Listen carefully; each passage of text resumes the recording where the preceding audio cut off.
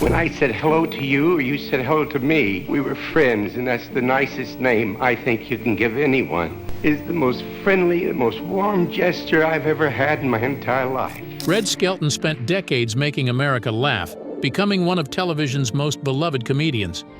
But in October 2024, unseen footage appeared on Tubi showing his final performance. In the 17 years that we've been together, there have been great tragedies in my life, and I can't say exactly that this is a tragedy.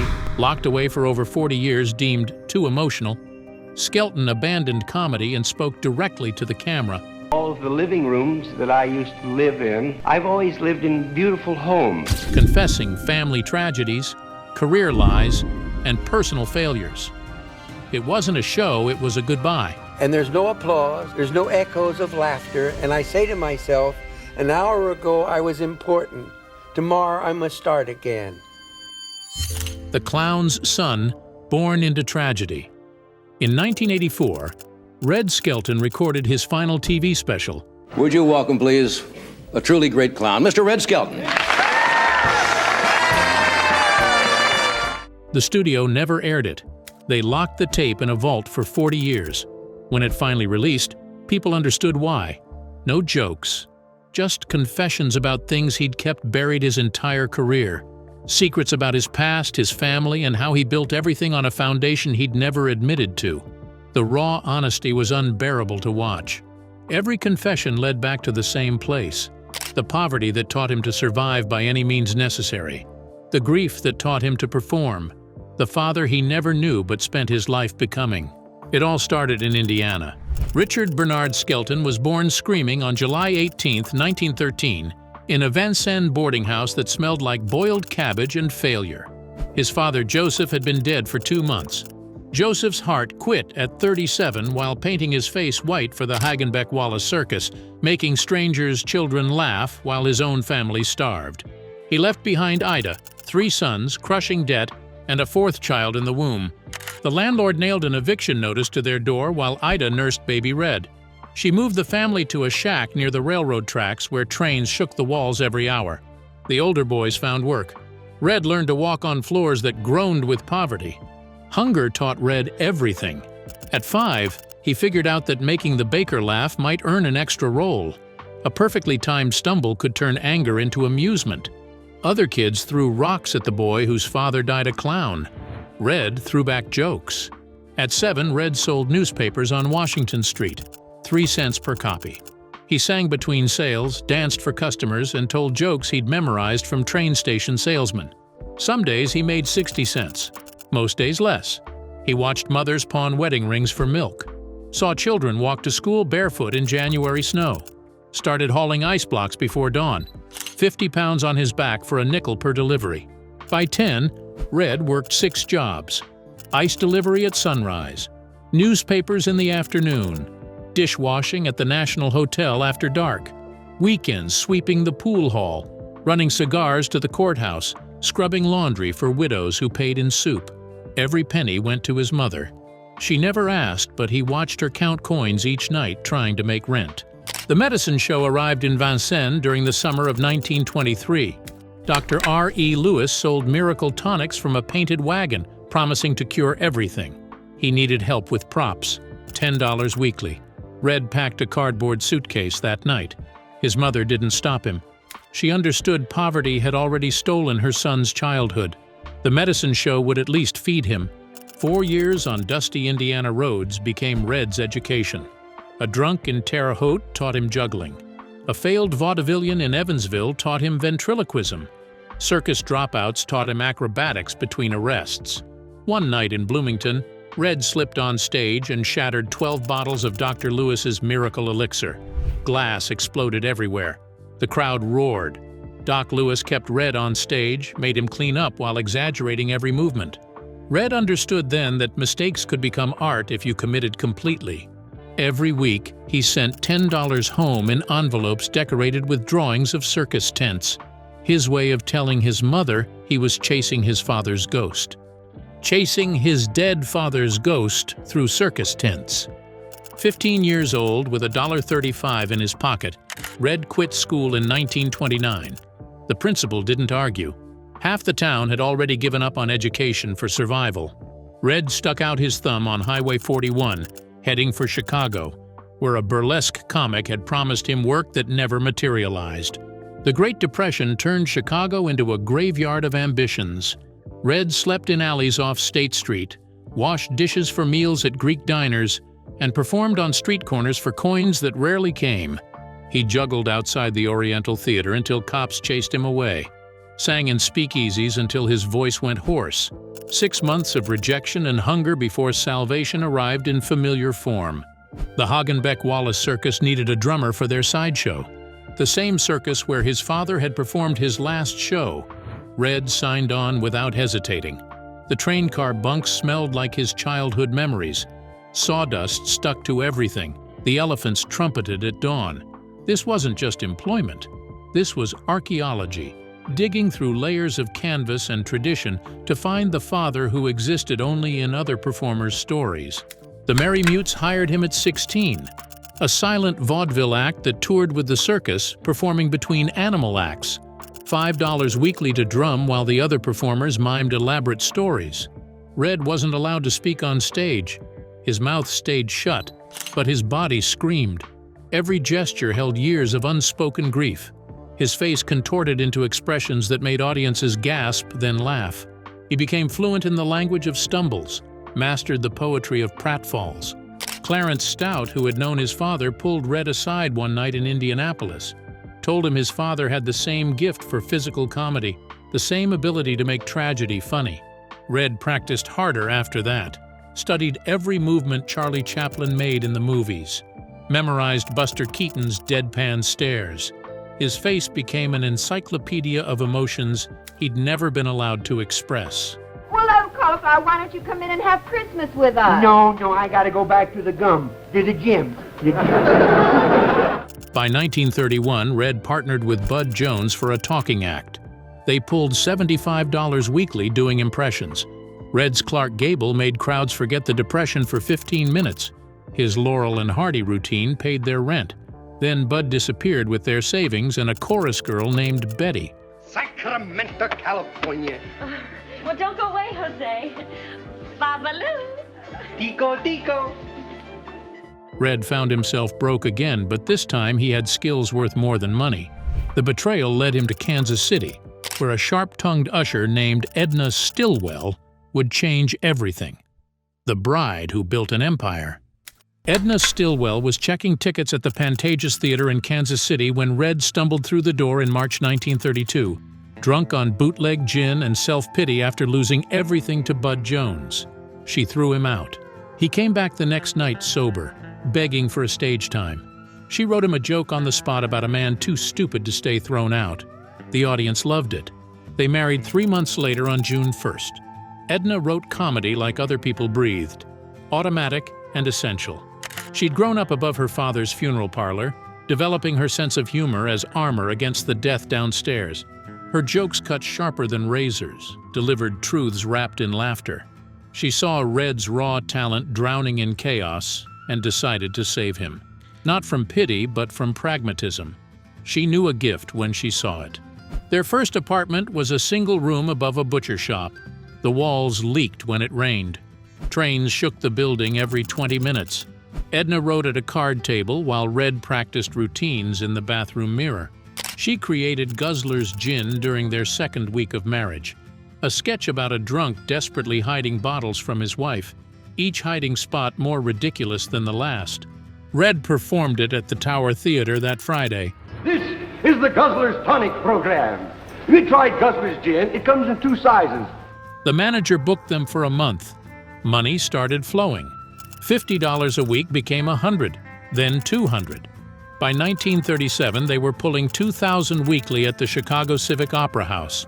Edna negotiated every contract, wrote every routine, and managed every dollar. She turned Red from a talented mess into a professional entertainer. Behind closed doors, she also controlled everything else: what he ate, who he talked to, and when he slept. Red didn't complain. After years of chaos, her control felt like safety. Clem Cadiddlehopper changes America. The Radio Revolution. The character arrived fully formed during a rehearsal break at NBC Studios in 1937. Red was eating a bologna sandwich when someone asked him to fill dead air on the Avalon Time Hour. He grabbed the microphone and started talking in the slowest drawl he could manage.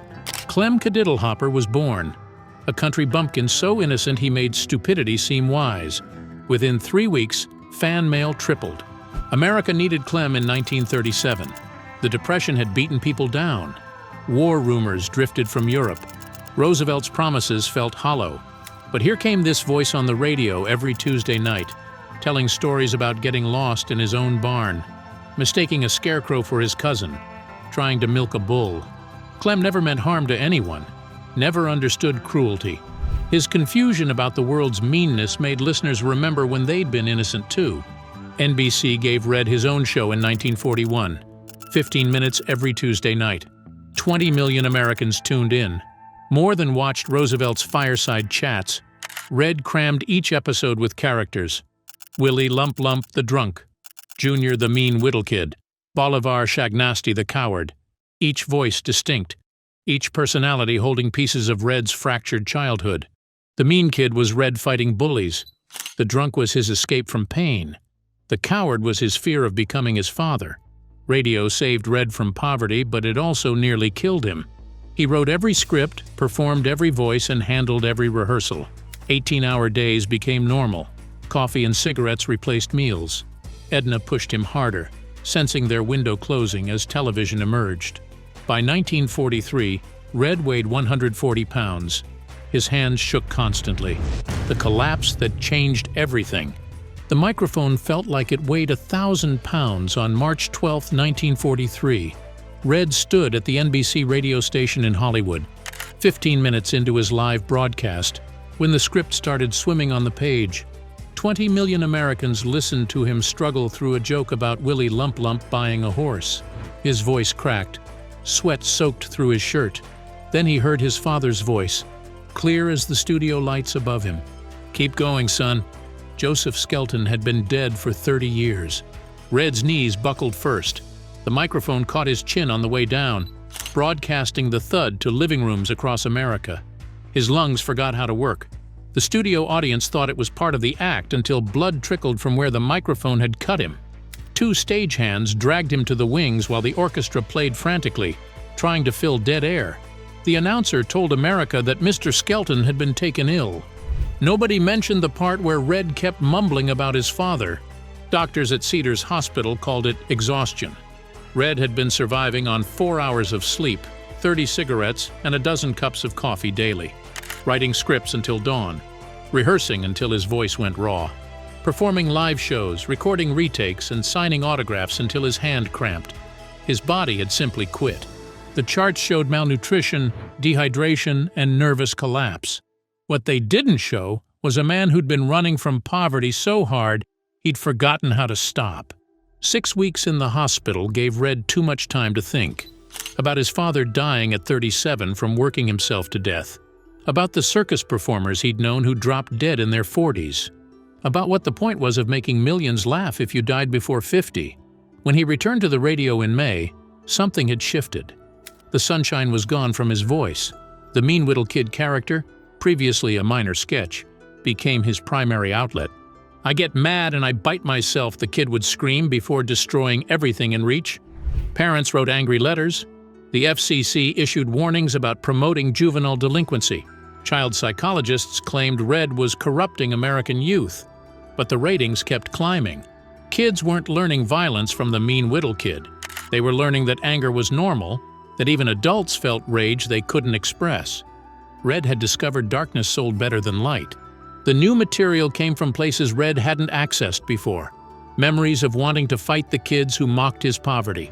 Fantasies of destroying the pawn shop where mothers traded wedding rings for food. Fury at a world that let children go hungry while others ate themselves sick. He wrapped it all in slapstick, made it safe with silly voices, but the anger underneath was real. The gambler's downfall. $10,000 arrived every Friday in 1944. Cash in a leather briefcase delivered to Red's dressing room at NBC. Movie star money. Mansion money. Money that meant his mother would never worry again. Red bought a house in Bel Air with 16 rooms, a Cadillac for each day of the week, suits from the same tailor who dressed Cary Grant. But the money felt fake, like play currency that might disappear if he stopped moving. The Flamingo Casino in Las Vegas knew when Red's show wrapped each week. They sent a private plane, champagne on ice, girls who laughed at every joke. Red told himself he deserved to relax after 18-hour days, told himself that gambling was just another performance, reading faces instead of audiences, told himself he could afford to lose. All lies that gamblers tell themselves at 3 in the morning when the cards turn cold. November 18, 1944. Red had been at the baccarat table for 14 hours, started with 5,000, built it to 30, then watched it disappear hand by hand. He kept signing markers, each one a promise his future self would pay. The pit boss brought coffee spiked with bourbon. The other players went to bed. Red stayed. By dawn, he owed $50,000, everything he'd saved. His mother's security, his daughter's college fund, gone to a casino that would be demolished 10 years later.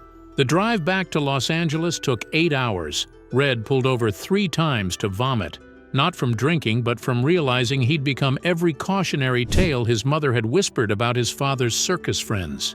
Men who'd made fortunes making people laugh, then lost it all chasing the dragon of easy money.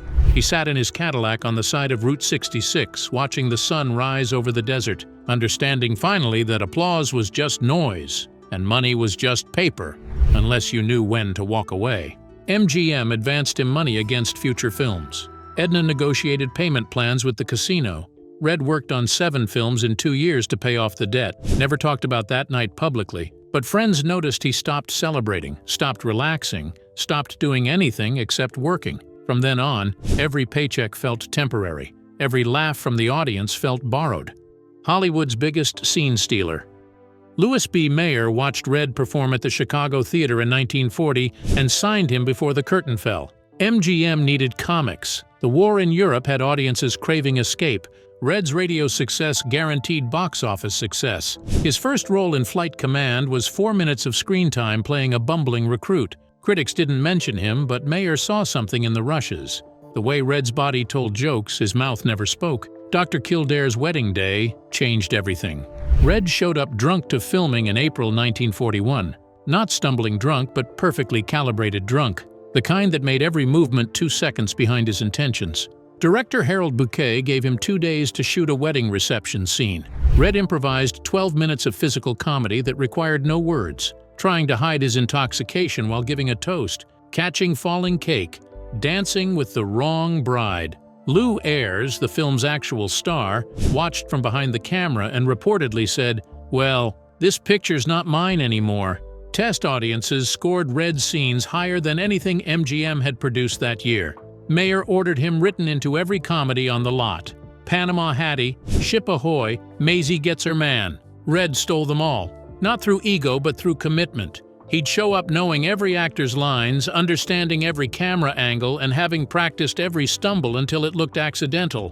While other actors protected their moments, Red made everyone look better, gave them setups for their punchlines, took the falls that made them look graceful. By 1943, Whistling in Brooklyn made Red a leading man. The script was garbage, a comedy about a radio detective solving real murders, but Red turned it into gold through sheer physical will, hanging from the Brooklyn Bridge, boxing a kangaroo, running through a cemetery in drag, each scene more ridiculous than the last.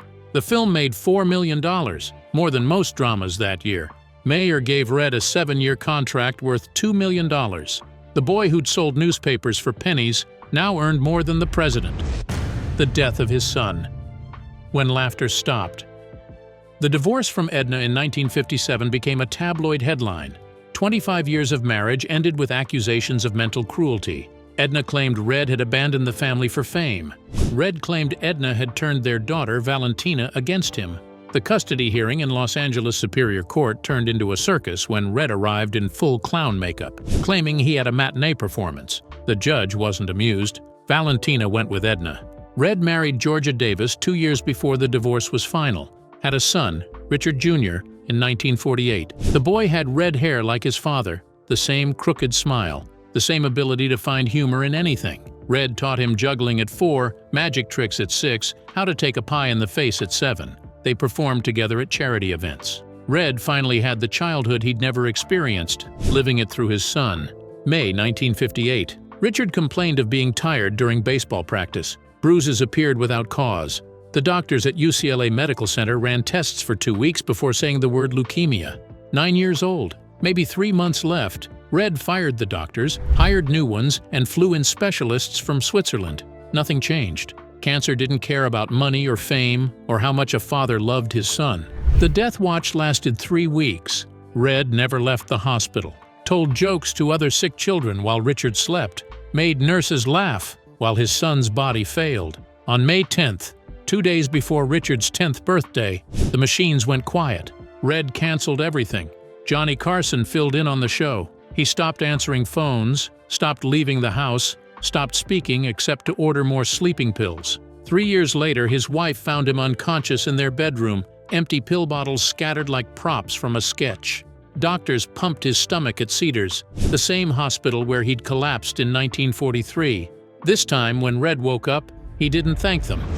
3 wives, 3 heartbreaks, years of silence. Lothian Toland was 25 years younger than Red when they married in 1963, a photographer's assistant from Riverside who'd never heard his radio shows. That's what Red told people attracted him. She didn't know Clem Cadiddlehopper or Willie Lump Lump, just saw a sad man trying to rebuild after losing his son. The wedding happened in Vegas with 6 people attending.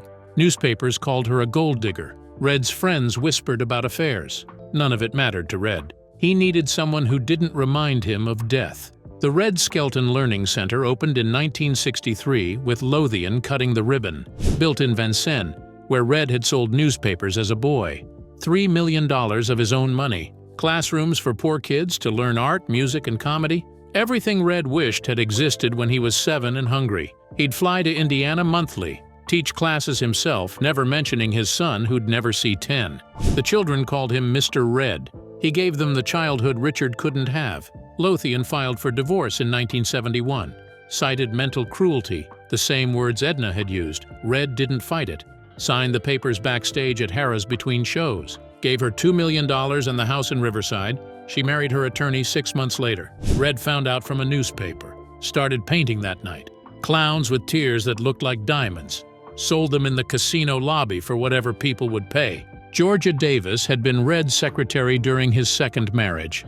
Patient, quiet, and understood when he disappeared into paintings for days. They married in 1973 without telling anyone. No reception, no announcement. Just 2 people who'd learned that loneliness hurt worse than heartbreak. She made him eat regular meals, got him to cut back from 60 cigarettes to 30 daily, reminded him to sleep. For 3 years, Red almost felt normal. Then, Georgia started coughing blood. The cancer took 8 months to kill her. Started in her lungs, spread everywhere else. Red hired the same Swiss doctors who'd failed to save Richard. Flew her to clinics in Mexico that promised miracles. Watched her shrink from 130 pounds to 70. Last week she couldn't speak, just held his hand while he told jokes to the empty hospital room. She died on May 12, 1976, 2 days after the anniversary of his son Richard's death. Red thought that wasn't a coincidence. The universe had a cruel sense of timing. Red disappeared completely after George's funeral.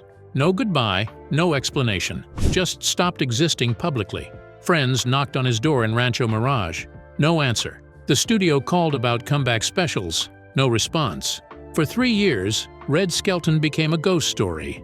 Some claimed they'd seen him buying art supplies at 3 in the morning. Others said he'd died, and the family was hiding it. The truth was simpler and sadder. Red spent those years painting in his garage, creating an army of clowns to keep him company.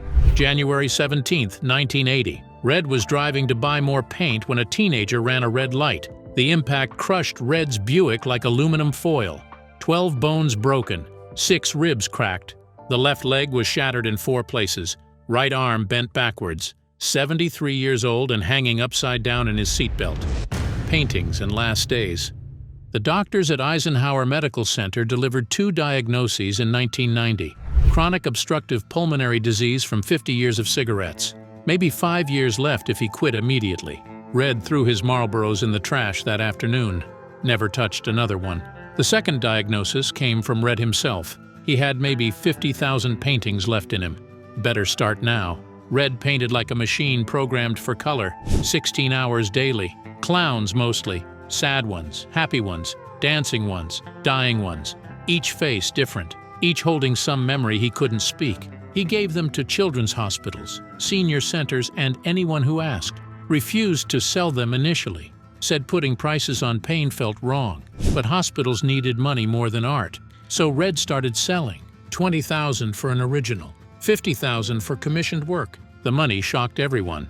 Red Skelton, the painter, earned more annually than Red Skelton, the entertainer, ever had. By 1995, his paintings generated $4 million yearly. Every penny went to charity. Children's cancer wards, burn units, anywhere kids suffered. Red never visited these places. Couldn't bear seeing more dying children. Just sent checks and paintings, hoping color might help where medicine failed. September 17, 1997. Red died watching television alone. The nurse found him the next morning, paintbrush still in his hand, working on a clown that would never be finished. The funeral was small. No celebrities, no speeches. Just an old man finally reuniting with a father he'd never met and a son who'd left too soon. But the story kept going. By 2010, Red's paintings sold for $1 million at auction. Museums held retrospectives. Critics who'd dismissed him as a hack admitted his work contained genuine pain, transformed into beauty. The farewell special that broke hearts. October 2024. Tubi uploaded a lost Red Skelton special titled Red Skelton's Lost Farewell Special, uncensored. 2 million people watched in 7 days. The special had been filmed in 1984 but locked away for 40 years. Red's estate had fiercely protected his legacy. Eventually, ownership passed to Shout Studios and the Red Skelton Museum Foundation. They understood the tape's historical value, but also understood why NBC had buried it. He was using his final moments in makeup to tell truths he'd hidden for decades. The special started normally. Red preparing dinner for hobos, joking about empty plates being diet food. Then he looked directly at the camera and began destroying his own mythology. He talked about Joseph Skelton, his father, who was a circus clown. Red had spent his entire life chasing a ghost. His voice shattered as he described holding his son's body after the machine stopped, how light it felt, how he'd tried breathing life back into dead lungs the way circus performers had taught him to revive drowned children, how he'd screamed at God in the chapel until security removed him. The studio audience went silent. The crew stopped working. Red kept talking. Then came the confession nobody expected. At 16, desperate to learn his father's craft, Red had broken into the Hagenbeck-Wallace circus office and stolen everything. Scripts, routines, every scrap of paper with writing, memorized it all. His entire career was built on jokes stolen from dead clowns. He sat there laughing and crying, makeup streaming down his face, admitting that without that theft, he'd have died selling newspapers in Vincennes. The 4K restoration revealed what NBC had wanted to hide. Red's hands trembling between punchlines, tears wiped away before they could fall. Young viewers discovered these moments and called them real and raw in ways modern entertainment never attempts. They watched a 71-year-old man strip away every defense on camera and recognized something genuine in the wreckage. Viewers compared it to reading someone's diary without permission. Don't miss the videos on screen now. They're just as interesting. Catch you in the next one.